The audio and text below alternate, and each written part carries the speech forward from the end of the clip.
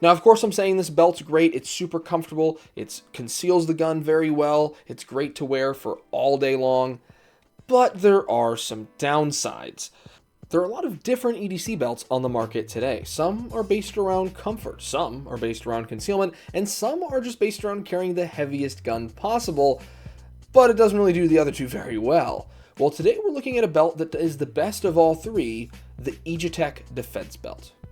Now, I first became aware of Aegitec when they reached out to me on Instagram. They said, hey, we have a cool EDC belt, at least we think it's cool, and we want you to take a look at it, give us your feedback, and maybe even make a review. And to me, any company that's willing to reach out and ask for my opinion of something is pretty bold, considering my track record on reviewing products. And I was perfectly content with the EDC belt I was using. I thought it was the best belt out there, that I would never want to replace it or use something else. And so when someone offered to send me one, I said, yeah, I'll take a look at it, but I figured, I'll probably only run it for a little bit and then I'll go back to what I like.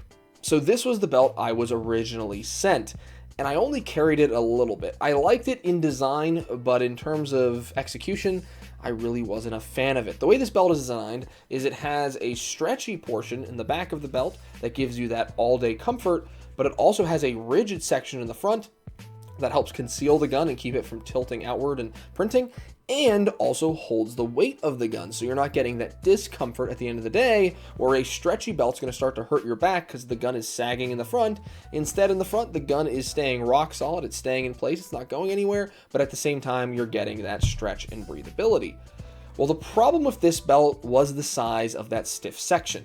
If you look right here, this stiff section is longer than the stretchy section that I use. This is the stretchy section, this is the stiff section. It's just way too long. And the problem was it became uncomfortable. Yeah, you had a little bit of stretch, but it wasn't enough stretch for how much of a stiff section of a belt I had. And even though this did hold the gun really, really well and made the gun really secure where it wasn't moving on me, it just wasn't worth the discomfort it came with. It also was way too long of a stretchy section. As you can see here, I put this little piece on when I chopped this and made it shorter because it was way too long. It was going past the stretchy section for me when I had it at the tightness I wanted. So I contacted Aegitec and said, hey, I like the belt, but these are the problems I have with it. And instead of just waving me off and ignoring me and saying, well, actually, we make a great product and we don't care what you have to say, even though we sent you a product, which tons of companies have done to me, they said, oh, we like your feedback, we're going to implement that. And they came out with a next generation belt that fixed all that, that had a shorter stiff section and a shorter tongue for the stretchy section. And that's this guy right here. This is one of their new variants of belts. This is now an OD green color they just released, or is about to be released. I don't know if it's out yet at the time this video drops. But when I got this, this is not out yet. But what's great about their new version is the length. So as you can see right here, I have about the same section that is stretchy and stiff. And this is adjusted to me. I'm about a 30 to 32 inch waist, but it's about the same distance of stretchy and stiff portion of the belt, meaning I don't have any discomfort, and this stiff portion is exactly where I need it. And this stiff section holds the gun all day long. And I'm not just talking about carrying one of those little micro compact guns that are really lightweight and really easy to conceal, but are not very effective when you need them. What I'm talking about is something like this guy right here. This is the Slim Fit Holsters Carnex with a full-size Glock 17 Gen 6 with a weapon light and an optic and a extended spare magazine in a sidecar style holster.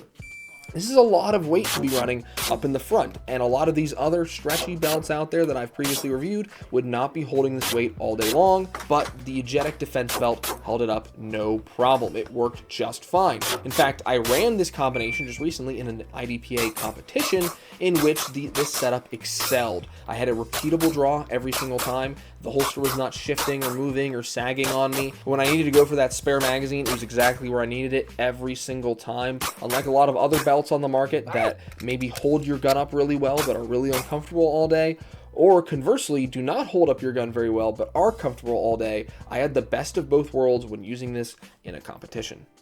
Now, of course, I'm saying this belt's great. It's super comfortable. It conceals the gun very well. It's great to wear for all day long. But there are some downsides.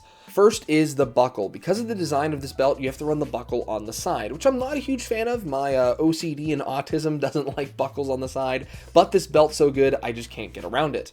However, this can cause some discomfort. I will say it's not super common. I'm not going out wearing a gun appendix carry for 12 plus hours, but some days I have been, and when I'm doing that, I am noticing this buckle is starting to dig into my hip a little bit and causing a little discomfort. I also don't like this buckle because it's not super secure. It's kind of a loose fit here, and occasionally I notice, depending on how I'm moving, how I'm breathing, how I'm sitting, the buckle can start to work its way out a little bit. It generally stays under tension, but for me that's a little disconcerting because if it comes just a little bit more, now your belt is no longer secure and neither is your gun, and that can mean anything from your gun coming out of the holster potentially, depending how you run it, or your gun simply shifting somewhere where you don't want it to be, or potentially having your gun exposed, something beyond just your average printing. So you don't want that. So I don't like the way that buckle is. The other thing I don't like is the buckle material itself. It is a cheaper buckle. It's not super durable. I can just bend it pretty easily with just my bare hands. Like I can start to bend the buckle. So that is just for me tugging at it a little bit, not trying super hard. I'm sure if I really tried hard enough, I could break the thing. But that's just a little bit disconcerting to me. I could see that being a failure point far before the nylon. The nylon's super durable. I've had no problem with it. So I could definitely see this buckle failing at some point over this nylon, to be honest, just because obviously there is a thin connection here, and that can be a potential weakness, as you can see here with the fact that I can bend the buckle and then I can kind of straighten it back out if I press it back. So not a huge problem. I doubt you're going to come into a situation where your buckle is really getting that much tension on it, but it can happen, and I do see this as a potential weakness of the belt. Another issue I have with the Aegitec belt is the name. I want to call it Aegitec. It makes more sense to me because it looks like Aegis, which is pronounced Aegis, but I've been corrected that it is the Aegitec belt, and I don't like that. It just makes no sense. I look at it, it's not intuitive. I think Aegitec makes more sense. Does it really matter in terms of the product? No, but it is something that annoys me, and I am making a review of this belt, so I can talk about the things that annoy me. Something else that can kind of annoy me is where this belt is made. This is not a US made belt, and I know a lot of people that is going to be a downside. A lot of people want to buy American made products, right? American made holsters, right? Pretty much all your gear, if you can help it, try and get American made. That's kind of where I like to go, but unfortunately this is made overseas. Now that doesn't make it bad or an inferior quality or anything like that. It's just more of a personal preference. So if you're someone who wants all American made stuff, this could be a downside for you. However, I don't really think it matters that much at the end of the day because it works so damn well and it's at a very affordable price. The last thing I'll say about this belt, and it's not really a con, but just something I wish it had, is I wish it had an anti-slip lining. I wish there was something on the inside of the belt all throughout that kept the belt perfectly in place. It already stays in place pretty well, but occasionally it can shift a little bit on you. So if they did something like this leg strap right here from Wilder Tactical that has this anti-slip lining so it's not moving up and down on your leg, they could do that exact same thing on this belt so it's not moving around on you all day long. Plenty of other EDC belt and inner belt manufacturers already do something like that, so there's no reason that Aegitec can't do that either. Alright guys, so that was my review of the Aegitec Defense, or Aegitec Defense, or however you want to pronounce it, EDC belt. This has become my new EDC belt. I know I recently did a video talking about my EDC setup, and that was not the main belt I featured.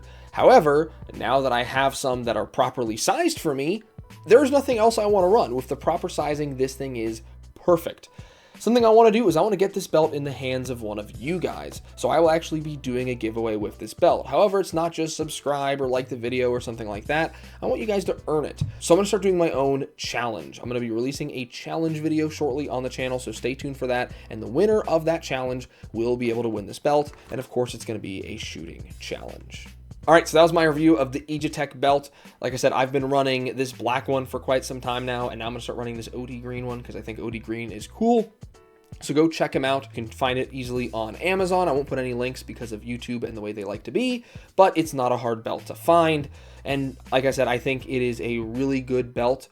Yes, I know people might have some issues with where it's manufactured, but it is an American business at the end of the day. This is not a Chinese business or an Indian business. This is an American business. So feel free to support them, and I'm sure sometime in the future they're going to work on getting that American-made manufacturing. But I totally understand starting a new nylon business and trying to do all American made can be incredibly difficult.